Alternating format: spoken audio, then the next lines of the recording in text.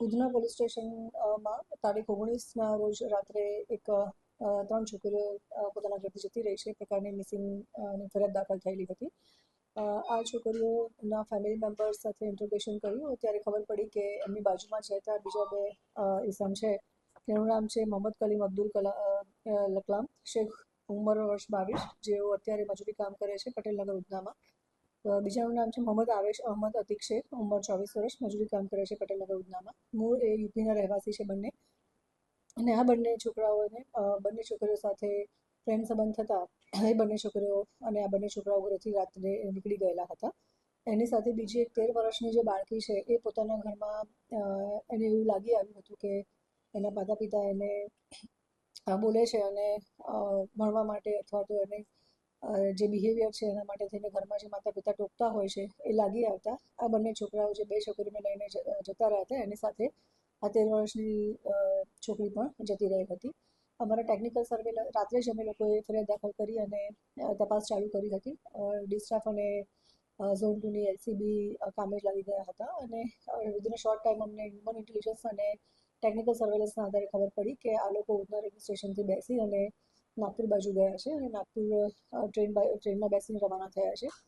જે રેલવેની ટીમ છે એને અમે કોન્ટેક્ટ કર્યો હતો અને રેલવે પોલીસે પણ લોકલ પોલીસને સપોર્ટ કરી અને જે નાગપુરમાં એ લોકો ત્યાં રેલવે સ્ટેશન પર ઉતર્યા હતા તેના સીસીટીવી ચેક કરતાં ખબર પડી કે જે 2 છોકરા અને 3 છોકરીઓ છે એ બરોની રાજપતિ સાગર એક્સપ્રેસમાં બેસી અને ત્યાંથી રવાના થયા છે.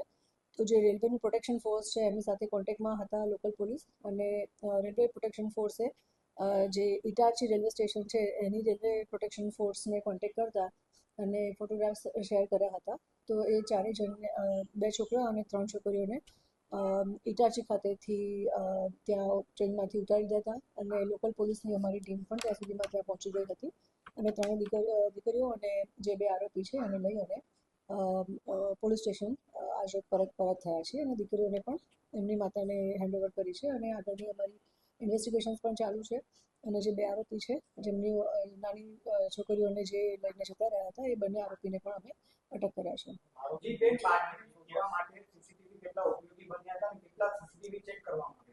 મૂળ સીસીટીવીના આધારે જ અમે આખી આગળની લાઈન પકડી હતી અને રેલવે સ્ટેશનમાંથી એ ઉધનાથી ગયા હતા એટલે ત્યાં રેલવે સ્ટેશનના પણ સીસીટીવી ફૂટેજીસ ચેક કર્યા હતા.